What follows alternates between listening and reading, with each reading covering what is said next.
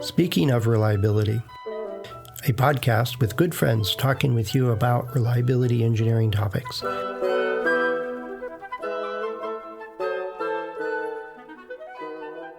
Welcome to Speaking of Reliability. This is Fred Schenkelberg. And this is Chris Jackson, and we're going to talk about an incident which happened almost 7 years ago. But still, I think it's an important thing to talk about. Getting back in our time machine, go back to it. Yeah, you mentioned this, the Atlanta Airport outage, and I'm glad I don't fly through there very often. But a lot of people do. It's the world's busiest airport, so. Wow, I didn't know that either. I knew it was busy. I knew it was pretty darn busy, but even more than Heathrow or Chicago or all those guys. I always thought it was Heathrow, so yeah, it might have been. Shows, but no, apparently it's Atlanta. Wow, which had an outage in 2017 for 11 hours. That'll mess things up. Yeah, and I mean the simplest summary of the situation is that there was an outage with the main power supply, and the backup because of an electrical fire in the tunnel where the cables ran through. Problem with that is that that was the same tunnel where the backup power cables were coming through, and probably tripped them pretty quick then. Yeah, absolutely. And it's just, firstly, we see this over and over again. Fukushima is another example where, they move half of the emergency cooling infrastructure up out of the tsunami zone and leave the other half in the tsunami zone, noting that you need both halves of the emergency cooling system infrastructure to be functional to do its thing. But no, a lot of allegedly smart people signed off and invested in that half-assed solution, and look what happened. And it's amazing that we can have standard after standard, we can have thought leader after thought leader, we can have process after process, we can have accreditation after accreditation, but we still do things that are as dumb as having mains and backup power supply cables going through the same tunnel or same access. It's just incredible. Years ago, somebody was telling me about one of these, I don't remember if it was Amazon or Google or something like that, one of their big server farms. It's like warehouse full of servers, and an outage there had immediate effect on all kinds of websites and internet traffic and business transactions. I mean, it just was an amazing amount. It's not like a nuclear reactor falling apart. Yeah, it had immediate impact on lots and lots of people. So I was talking to one of the guys that manages one of these sites, and he's like, so how do you what's your single point failure? He says, well, if a meteor hit the site, all hell would break loose. But then we've got other servers all over the world that could pick up the slack. We have location redundancy. We thought that through. He says, what about power? He says, well, we locate these things where we're at an intersection of two nets on the grid. And so if one net goes out, we still have power for another one. Plus we have backup generators, and I can't imagine how big those are. Mm-hmm. And I thought, okay, you're thinking through this stuff. And I didn't think to ask him, do you run all these power cables in through the same conduit? The same line into the building. And I imagine if they did it right, they would be on opposite sides of the building, or in different locations and different whole networks all the way through the building. But I have no idea how they did that. Yeah. And I mean, it's just smart design 101. I mean, and there also comes a point where you go, you don't need to have, if you understand the reliability, systemic reliability of your power supply and everything else, you can relatively easily work out when enough is enough. Yeah. And then the chances of certain things happening become so small. For example, there used to be a rule that you had to have a certain amount of engines on aircraft to fly certain routes. Oh yeah, like over oceans. Yeah, it used to be 4 engines minimum, and then I think Boeing convinced them that 2 was good enough. Right, and then one of the rationale for that was that, when you said we have to have this four engine rule, I think it's ETOPS is the name of the uh, of the sort of rule that the Yeah. FAA created in this Yeah. regard. That sounds familiar. Yeah. Yeah, they said when you had this four engine rule, aircraft engine reliability was this. Now it is this, which was an order of magnitude improvement plus some. So that then opens up a whole new bunch of routes. So instead of, for example, a two engine aircraft having to fly a circuitous route around the Pacific Ocean to make sure it's within Flight a certain distance. Yeah. range Yeah. or certain flying distance of an emergency landing site, you could go straight across, which saves fuel, saves time, and theoretically everyone wins as long as the rationale for that decision is valid. But Hmm. so there is a point where you go, we don't need redundancy after redundancy, but it's just amazing how often some of the most crippling failures are down to some of the most basic errors. Many spacecraft have impacted, Martian and lunar surfaces at Mach 17 because of basic errors between European Space Agency components, which communicate torque in foot-pounds, and NASA components, which communicate torque in, sorry, other way around, Newton meters in foot-pounds. And Deepwater Horizon's another one where some basic design and manufacturing errors were made. It didn't matter that the blowout preventer had, I think, 8 different levels of redundancy. They were all It was common. just, And yeah. yeah. But well, I think that what's interesting now is to look at what happened as a result. I mean, 7 years on, and there's some big deals. I mean, for example, there was people who live in the good old US of A love a good lawsuit, so there's lots of suing going on, Yeah. and so Georgia Power was the utility that provides electricity to the airport, and there was there was lawsuits and negotiated settlements, and Delta's trying to get $40 million out of out of Georgia Power for the cost of that 11-hour outage. And when you think about it, world's busiest airport, if you have an 11-hour outage, that means planes have to be diverted to other airports, and you have to pay, airlines need to pay for overnight hotels for people who can't fly out, and etc. The knock-on effect is huge.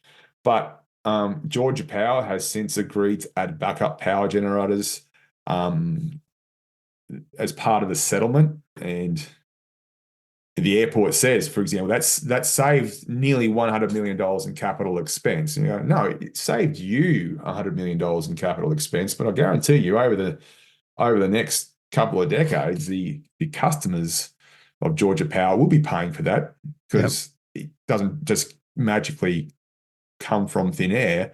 Same with, Delta Airline, who want to get $40 million either from the airport or from Georgia Power. I mean, that money will not come out of thin air, and everyone's going to pay for it later on. So it's not this whole, concept of you sue to get the money and all of a sudden this money magically appears. No, it doesn't. It's just it will be found from someone, just not you. And well, at least not all just you. Yeah. It gets distributed through various means to the various customers and people that are paying for the services. So again, I'm glad I don't go through Atlanta. Right. Because if the airport's paying for it, then the airport landing fees have probably gone up over time, and to account Right. for that expense. And Exactly. And the question you got to ask yourself is, if the backup power cables were run through a different tunnel, would we now be having $100 million worth of backup power generators? Would we now be having lawsuits where $40 million is sought to be recouped? The answer is probably no. If that outage didn't occur, it's still, and due to having backup power cables run through an additional tunnel or separate tunnel, we almost certainly wouldn't be having this issue. We just say actually the system worked. And yeah, so I think it's a good lesson, is that when you cut corners and you do stupid things, the rectification, at least in this very litigious day and age, it's almost self-immolation. You might say now we have all these $100 million worth of generators. Well, that's cool. So you can maintain those $100 million generators in the future. You can get it for free, although it's not free because as a customer of Georgia Power, you as the airport will pay increased electricity fees for the foreseeable future to cover those costs and Yeah. It's just a messy situation that had some allegedly smart people done the right thing from the start. We wouldn't be here admiring this Well, train smash. well, the original Atlanta airport, I probably didn't even have electricity. It might have had a a couple of beacons or lights on a dirt runway. It was, and when you only have 3 aircraft total in the airport, that works just fine. you know, Hmm. and so then they said, "Oh, well, we got to do passenger service, and the postal guys want to land at night, so we got to put in lights. And then, oh, if we pave it, then we can do bigger aircraft." It's been like many, many products and industries. It's been an evolutionary, one little step at a time, and then, oh, that's a problem, we got to fix that, and that's a problem, we got to fix that. If the lights go out, well, we get all the cars out there on the runway. I saw that on a Hollywood movie at one time, and they get their landing lights out there. And oh, sometimes planes crash, so we got to get a fire department to sit out here all the time. And it's been very much evolutionary. So you can imagine that this airport grew and grew and grew. And then at one point they said, well, we need backup power because if we lose radar and communications, then our airport's done. We stop, and it is so crowded that there's no way we won't have a major accident, major problem. So we have to put backups on our communications as a minimum, backup on this, backup on that. And then somebody said, well, you've got parking garages and hotels and concourses and all these roads and all this stuff. You want backup power? Where am I going to put that?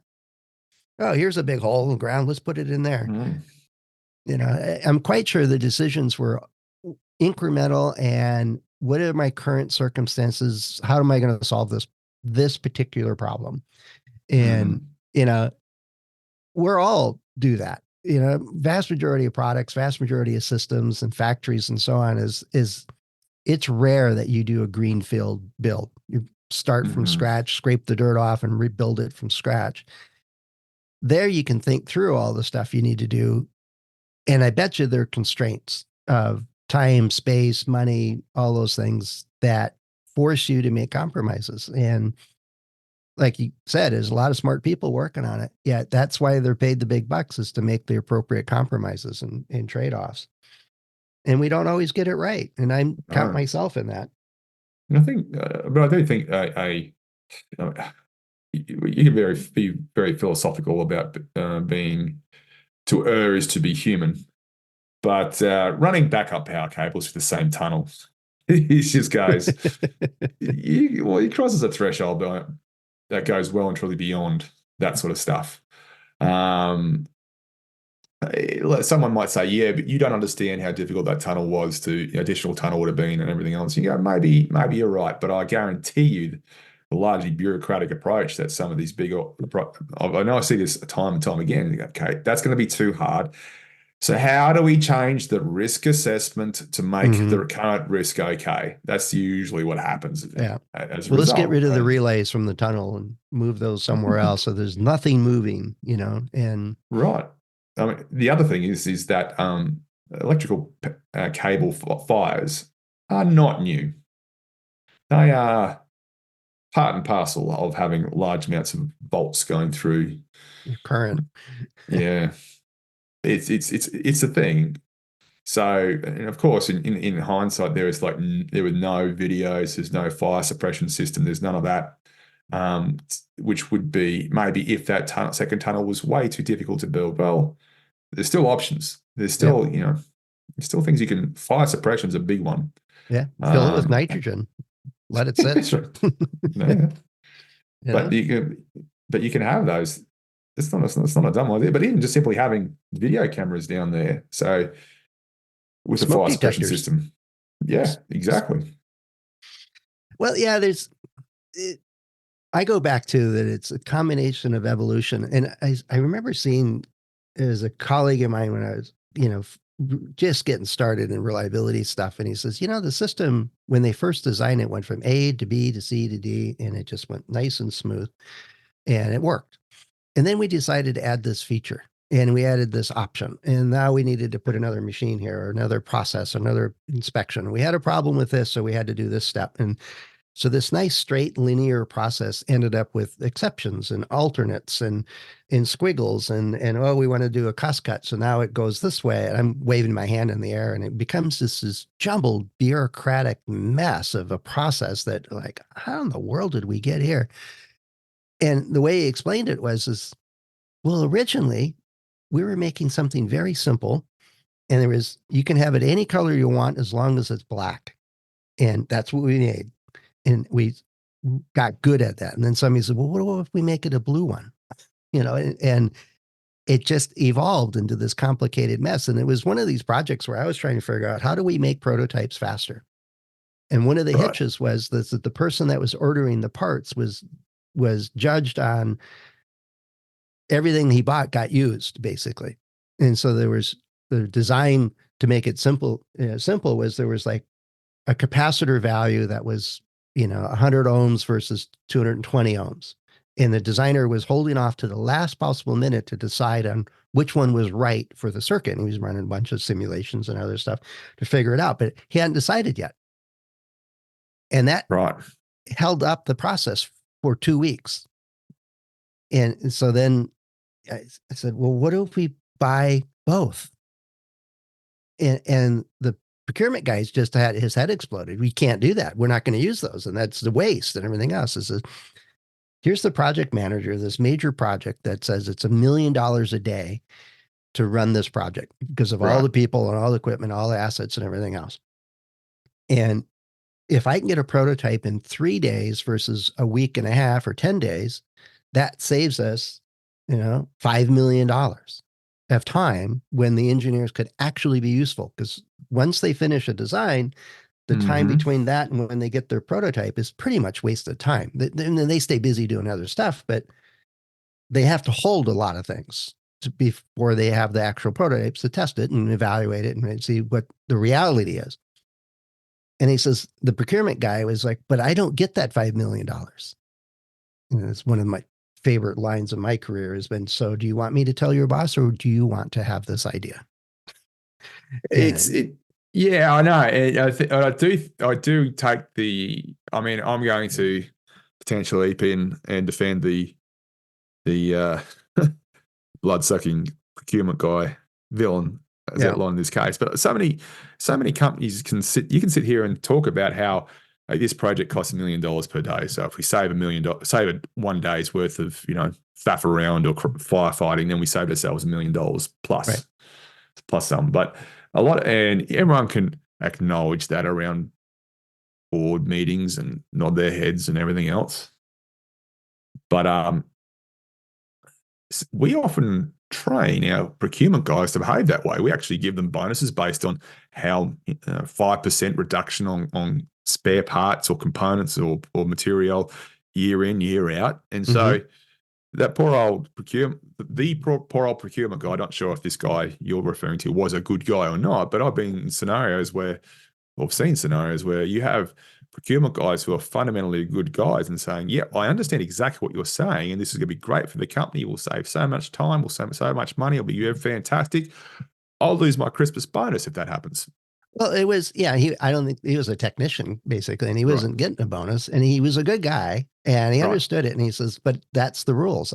That's what my box says I have to do. And I'm like, okay, we had to go all the way to the general manager of a $1 billion product line to get approval to change the process to streamline this stuff. right. And it was ridiculous. Yet it was a process of one step at a time. The original product, it was the electrical engineer went down to Radio Shack and bought the components himself. Mm-hmm. you know, and went to the stores. We had a small lab storeroom that had all kinds of cool components in it, and they would go walk over there and get them themselves. But when you're making a million a week, well, then you add procurement, then you add this process, then you add this process and add this process. And yeah, the bureaucracy sometimes can get in the way. Yet it goes back to Atlanta is, yeah, there were constraints, there were trade-offs, and I, would have been great to be a fly on the wall saying, well, where are we going to put this tunnel for the backup power? If it even was brought up, did anybody even think of that? Yeah. Yeah, I think the gist of this whole discussion is as you make changes to your system or you make improvements or whatever it is you're calling it, is step back and look at the big picture. And especially when you're doing redundancy stuff, are you adding a single point failure that will just destroy your effort to be redundant? I think that's the Atlanta story. But it Right. applies in bureaucracy too. Right. But the sheer fact there is backup power supply means they've at least thought of the importance of it. It's not like, do we need backup power supply? Yes. Okay, let's do it. It's not like the whole idea of redundancy was lost. Right. No, they need it there, but I'll bet a lot of money that was just fun. It ended up being we need redundancy so we can say we have redundancy at great expense. Yeah. It's a lesson learned that I hope that we all can remember, because it is hard to step back from the immediate challenges you have and say, well, what's the whole system look like here? And what do I need to really do to make this work? That is more difficult. And there's lots of pressures not to. So that's the hard part.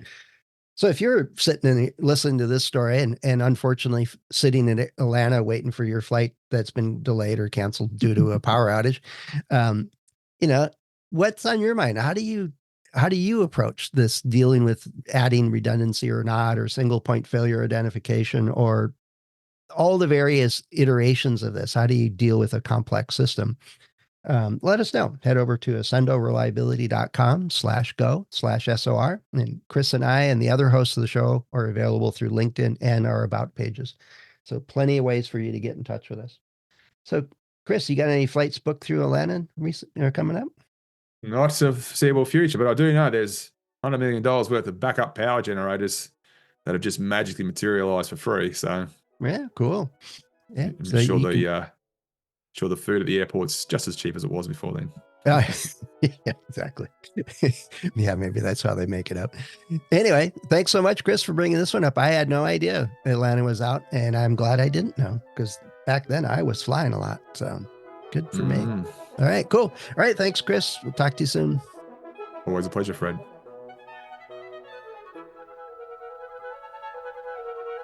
Thanks for listening to Speaking of Reliability. We invite you to join the conversation. If you have a question or a topic that you think we should discuss in a future show, please let us know.